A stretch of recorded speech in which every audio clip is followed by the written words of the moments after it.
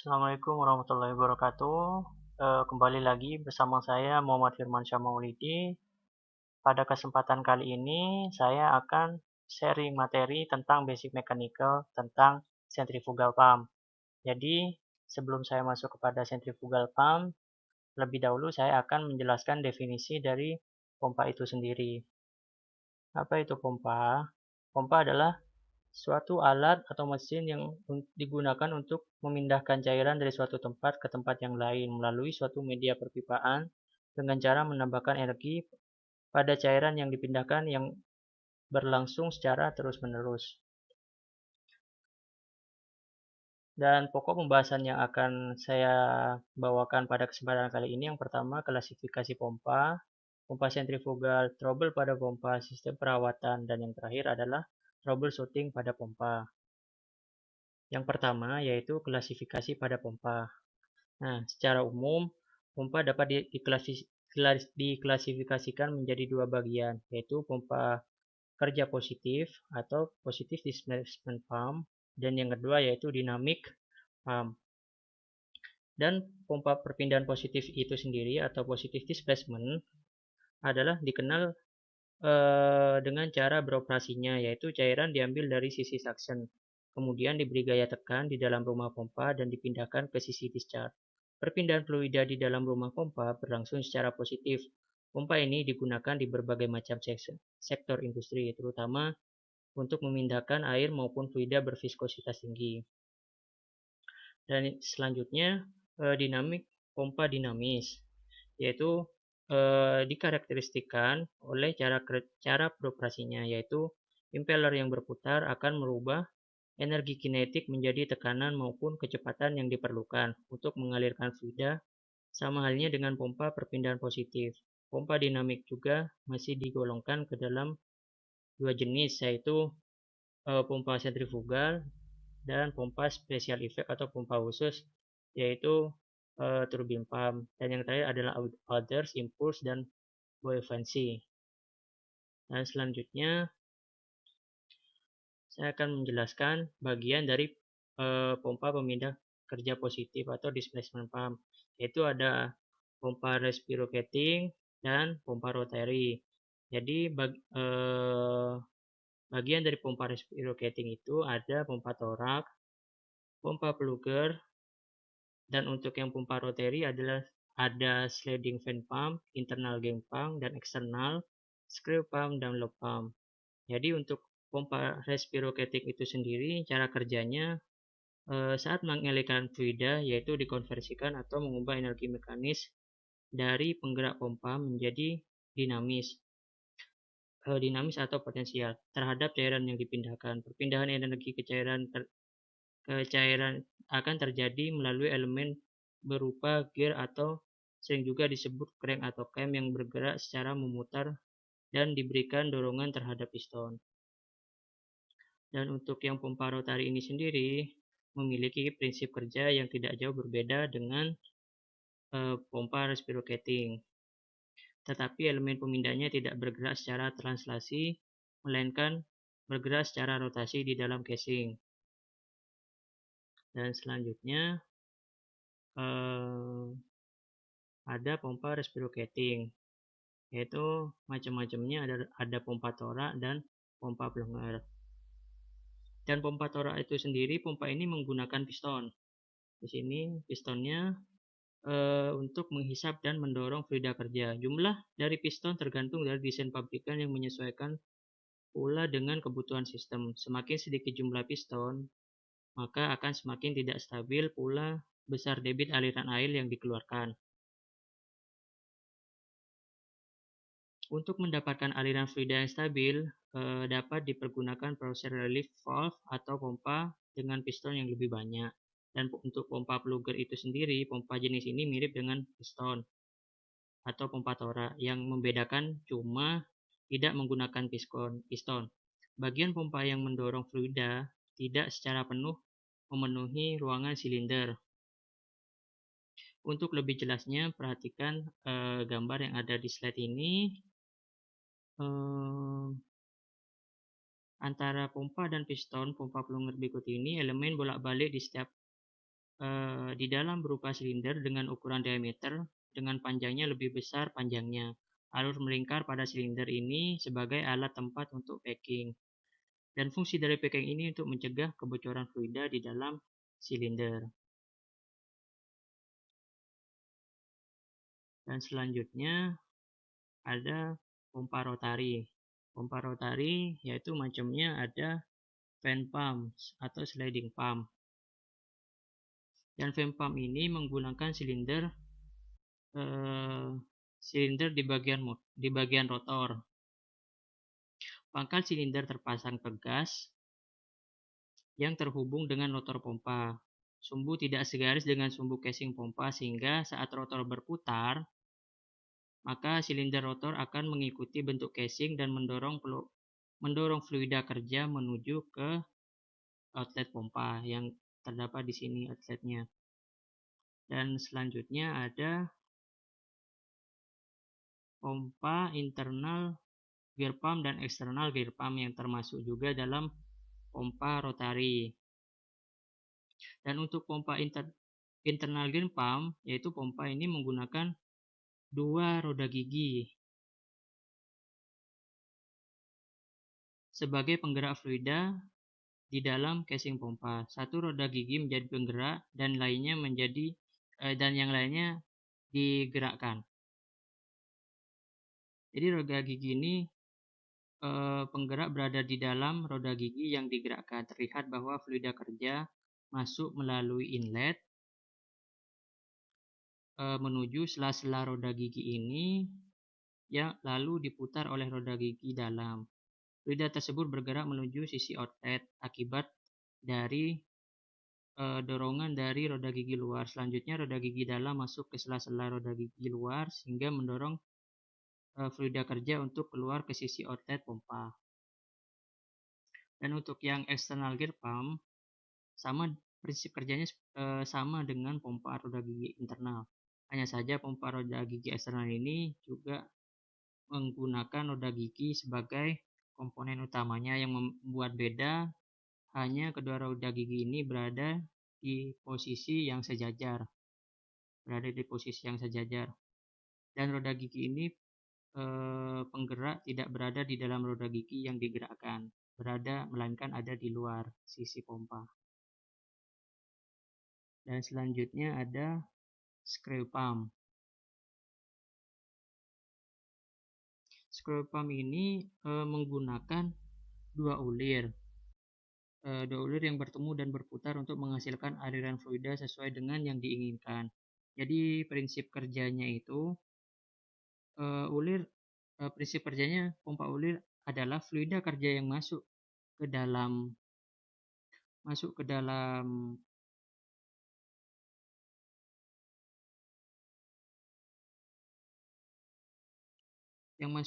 melalui sisi inlet pompa dipindahkan oleh rotor ulir melalui sela-sela sisi ulir luar. Saat sampai pada sisi outlet ini, fluida akan terdorong keluar dari pompa. Dan selanjutnya ada loop pump. Jadi loop pump itu termasuk bagian dari pompa rotari. Jadi loop pump ini mirip dengan pompa roda gigi, hanya saja menggunakan semacam rotor berbentuk cupping atau loop. Terdapat dua rotor cupping yang terdapat di sini, dua rotor. Yang keduanya digerakkan oleh sumber penggerak dan diatur sedemikian rupa oleh roda gigi yang berada di luar bodi pompa sehingga kedua rotor tersebut berputar seirama. Putaran dari rotor ini menimbulkan ruang kosong sehingga fluida dapat masuk ke dalamnya. Dan selanjutnya ada pompa dinamis non-positive displacement pump, yaitu salah satu contohnya ada pompa sentrifugal. Jadi pompa sentrifugal adalah pompa yang memiliki elemen utama berupa motor penggerak dengan sudut impeller yang berputar dengan kecepatan tinggi. Prinsip kerjanya yaitu merubah energi mekanis atau alat penggerak menjadi energi kinetis. Kemudian fluida diarahkan ke saluran buang dengan menggunakan tekanan kinetis. Jadi energi kinetis sebagian fluida diubah menjadi energi tekanan dengan menggunakan impeller. Dan selanjutnya adalah prinsip kerja dari pompa sentrifugal ini. Jadi prinsip kerja dari pompa sentrifugal ini, pompa digerakkan oleh motor. Pompa ini digerakkan oleh motor dan dari daya motor diberikan kepada poros pompa untuk memutar impeller yang dipasangkan pada poros tersebut. Ini adalah bentuk impeller. Jadi zat cair yang ada di impeller akan ikut berputar karena dorongan sudu-sudu. Karena timbul gayanya sentrifugal, maka zat-zat cair ini dari tengah impeller keluar melalui saluran di antara sudu dan meninggalkan impeller dengan kecepatan yang tinggi melalui outlet pompa sentrifugal itu sendiri. Dan selanjutnya ada beberapa pertimbangan mengapa pompa sentrifugal ini digunakan. Jadi di antara jenis pompa yang banyak digunakan adalah pompa sentrifugal dengan pertimbangan, yaitu yang pertama, pompa sentrifugal itu mudah dioperasikan. Jadi yang kedua, konstruksinya sederhana dan mudah diperoleh di pasaran. Dan mungkin bila ada kerusakan, partnya sangat mudah dicari karena ada di pasaran. Dan yang ketiga, biaya perawatan relatif murah dan mudah. Dan yang keempat, kemampuan dalam mentransfer volume yang besar tanpa tergantung pada katup atau celah yang kecil. Dan yang selanjutnya yang tidak ada di slide adalah pompa sentrifugal itu keunggulannya kapasitasnya besar, efisiensi bagus, dan dapat digunakan di suhu yang tinggi. Adapun kerugiannya, jadi pompa sentrifugal ini tidak cocok untuk kapasitas yang kecil. Jadi cocok untuk cairan yang viskositasnya yang rendah. Dan berikutnya ada bagian-bagian dari pompa sentrifugal, yaitu ada shuffling box. Yang ada di bagian ini, shuffling box itu berfungsi untuk mencegah kebocoran pada daerah di mana poros pompa menembus casing. Yang kedua adalah packing. Ini packing di panah yang ada nomor B digunakan untuk mencegah dan mengurangi bocoran cairan dari casing pompa melalui poros. Biasanya terbuat dari asbes atau teflon.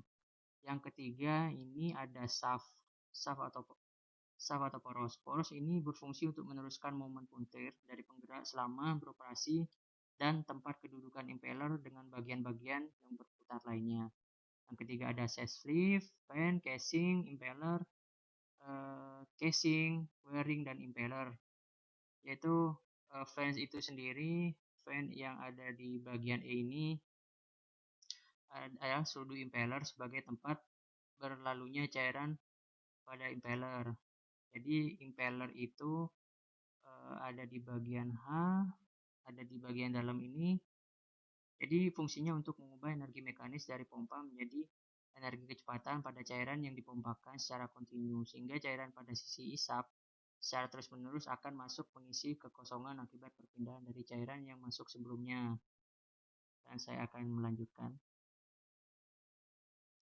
Masalah umum pada pompa sentrifugal yang umumnya sering terjadi ketika suatu industri atau perusahaan menggunakan pompa sentrifugal untuk mengoperasikan suatu aliran untuk mentransfer aliran fluida dari suatu tempat ke tempat yang lainnya. Jadi masalah yang pertama ada masalah mechanical, operasional, dan gangguan pada pompa. Jadi masalah mechanical umumnya impeller itu sering rusak dan mechanical sering bocor, shaft patah atau bengkok.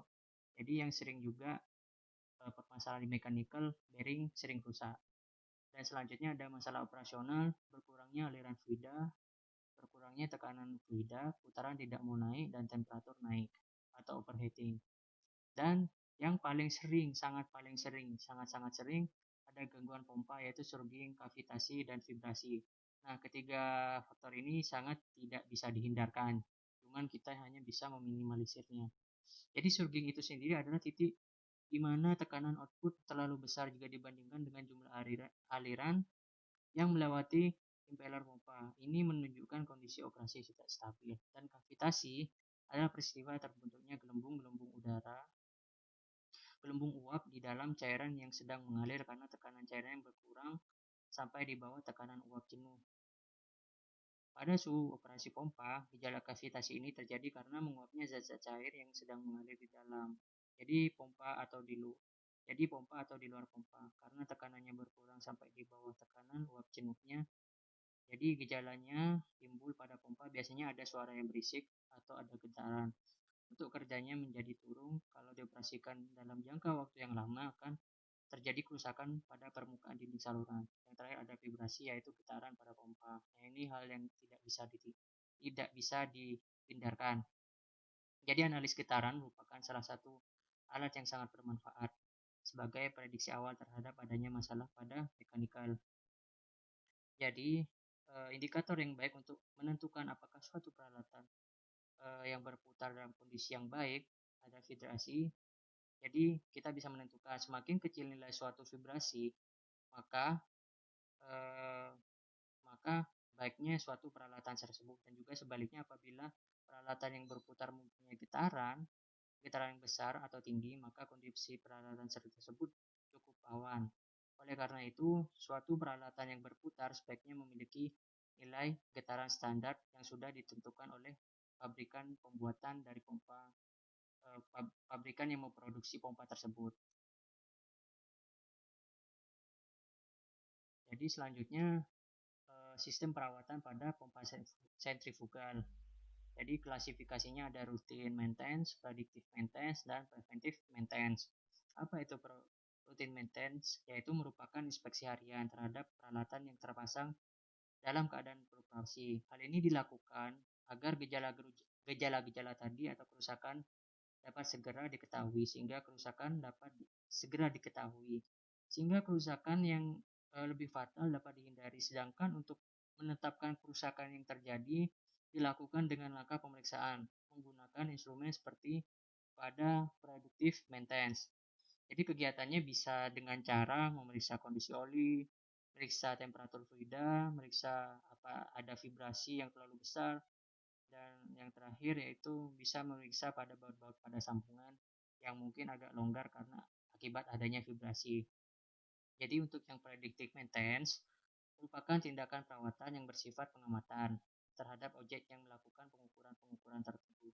Jadi kegiatan ini dilakukan untuk menentukan langkah perawatan yang dilakukan secara meningkatkan kesiapan untuk melakukan perawatan. Jadi kegiatan yang dilakukan pada predictive maintenance ini secara umum bisa melakukan pengecekan terhadap temperatur mesin. Jadi untuk mengukur temperatur mesin, mengukur tingkat kebisingan mesin, mengecek vibrasi pada alat putar, dan juga memprediksi terhadap kerusakan dari mesin tersebut. Dan yang terakhir ada preventive maintenance, yang itu preventif merupakan pekerjaan perawatan yang sifatnya berupa pencegahan dan dilakukan secara rutin sesuai jadwal. Hal ini bertujuan untuk meningkatkan keandalan peralatan dan memperpanjang umur peralatan tersebut. Hal-hal yang dilakukan pada saat preventif biasanya seperti menambah atau ganti grease coupling, periksa lem pompa, bersihkan oli filter, periksa kondisi oli gearbox, periksa lateral play pompa, periksa dan lalu bersihkan suction strainer. Jadi juga vibrasinya diukur sebelum dan sesudah preventive maintenance. Dan selanjutnya bisa memeriksa baut-baut fondasi, dan yang terakhir bersihkan mesin pada area sekitarnya. Dan berikut ini adalah troubleshooting pada pompa sentrifugal. Adapun gejala-gejala yang mungkin sering terjadi di setiap industri yang menggunakan pompa sentrifugal, ada gejalanya yaitu salah satunya pompa tidak menyala. Jadi ya, hal yang disebabkan faktor-faktor penyebab utamanya adalah motor rusak, pompa rusak, tidak ada arus listrik, dan impeller. Jadi apa penanganan yang harus kita lakukan? Yang pertama yaitu melakukan perbaikan pada motor penggerak dari pompa, memperbaiki pompa, dan tentunya misalkan tidak ada arus listrik, periksa listrik dan membersihkan impeller misalkan impeller tersebut tersumbat. Dan selanjutnya fluida tidak terhisap. Mengapa fluida itu tidak tersisap? Yaitu salah satu penyebabnya katup tertutup, tersumbat, dan impeller tersumbat. Jadi untuk penanganannya buka katup, perbaiki katup, dan lakukan pembersihan pada impeller. Dan selanjutnya tidak ada jumlah air dan head. Itu disebabkan oleh pipa pengisapan dan saringan tersumbat. Dan lagi-lagi ini adalah ada suatu sistem yang tersumbat. Jadi tidak ada cara lain yang bisa kita lakukan selain membersihkan pada pipa dan melakukan pembersihan pada impeller atau melakukan pemasangan pada jalur akhir air untuk tekanan head yang terlalu tinggi. Dan yang selanjutnya untuk motor kelebihan beban, yaitu penyebabnya itu disebabkan oleh shaft atau poros yang rusak, casing distorted, hatar alus terlalu tinggi, dan head rendah. Yaitu untuk penanganannya periksa kondisi pompa, kurangi tekanan katup dan mengurangi tekanan katup. Dan yang selanjutnya bearing terlalu panas, yaitu bantalan. Bearing ini adalah bantalan, yaitu salah satu penyebabnya pelumas terlalu banyak, bearing tergores dan berkarat, dan shaft bengkok. Jadi penanganannya bisa dengan cara mengganti roller bearing dengan yang baru ataupun mengganti shaft dengan yang baru. Dan tidak lupa untuk melumasi dan tidak lupa untuk mengisi pelumas. Dan yang terakhir getaran pada pompa ataupun vibrasi, yaitu penyebabnya bearing yang rusak dan shaft bengkok saat memompa.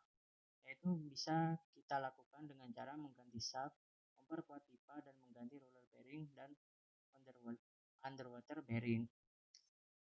Dan demikianlah sharing materi tentang basic mechanical yang dapat saya sampaikan. Semoga materi ini dapat bermanfaat bagi kita semua. Sekian, terima kasih. Wassalamualaikum warahmatullahi wabarakatuh.